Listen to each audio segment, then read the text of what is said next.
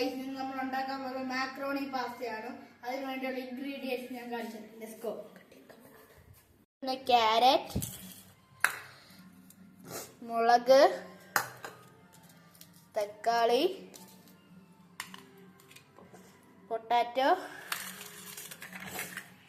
ഇഞ്ചിയും വെളുത്തുള്ളിയും, സവാള,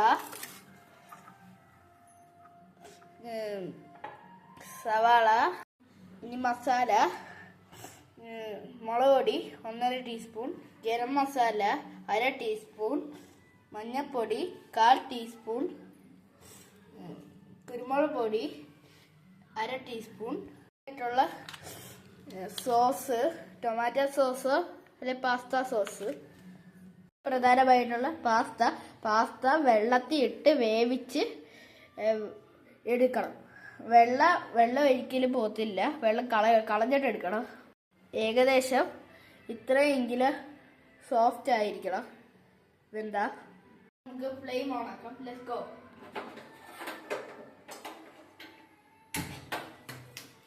എന്നിട്ട് നെയ്യ് ഒഴിക്കണം.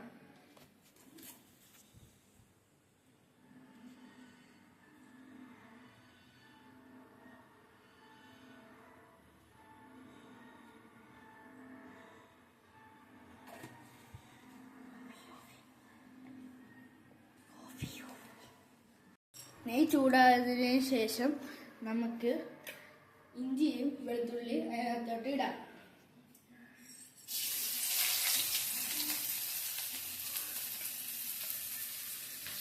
അതിനുശേഷം സവാള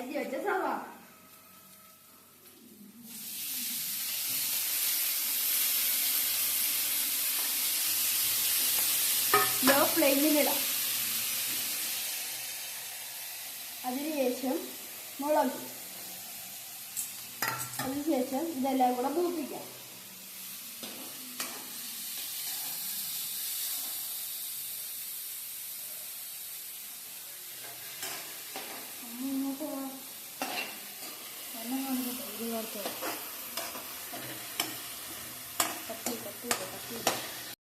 അതിനുശേഷം നമുക്ക് ക്യാരറ്റ് ഇടാം. ഈ സവാളയോ അതെല്ലാം ഒരു ചുമന്ന കളറ് വരുമ്പോൾ ഒരു ക്യാരറ്റ് ഇട്ട് കൊടുക്കാം.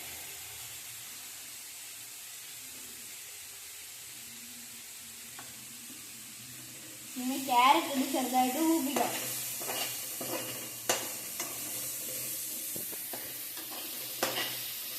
അതിനുശേഷം ക്യാരറ്റ്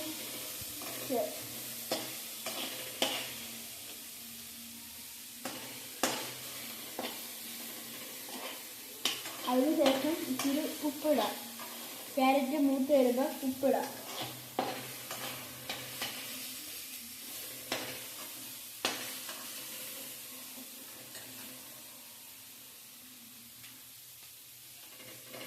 ഇനി അതൊന്ന് മൂപ്പിക്കാം.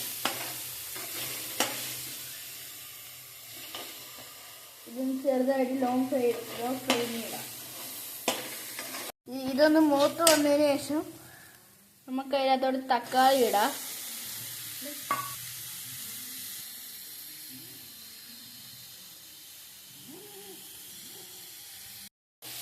തക്കാളി ഒന്ന് മൂപ്പിക്കാം. അത് ഹൈ ഫ്ലെയിമിൽ ഇടാം.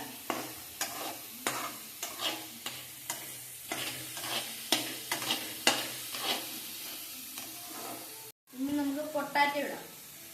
ഈ പൊട്ടാറ്റോ നിങ്ങൾക്ക് വേണമെങ്കിൽ ഇടാം, എനിക്കിഷ്ടമായതുകൊണ്ട് ഞാൻ ഇടും.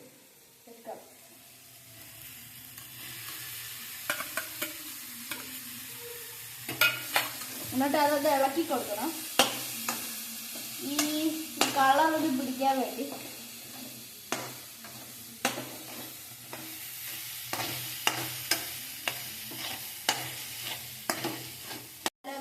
ഇനി നമുക്ക്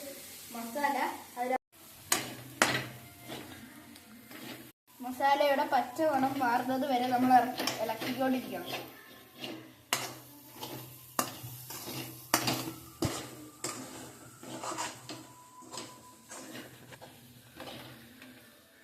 അടുത്തതായി നമുക്ക് മെയിനായിട്ട് ആവശ്യമുള്ള മാക്രോണി ഓർ പാസ്ത. ഇത് ഇതിനകത്തോട്ട് ഇടണം. കഴിഞ്ഞിട്ട് അത് ആ മസാലയോട് അതിനകത്തിട്ട വെജിറ്റബിൾസോട് മിക്സ് ചെയ്യണം. അതിനകത്ത് ആ മസാല ചേരുന്നത് വരെ നമ്മൾ മിക്സ് ചെയ്തുകൊണ്ടിരിക്കണം.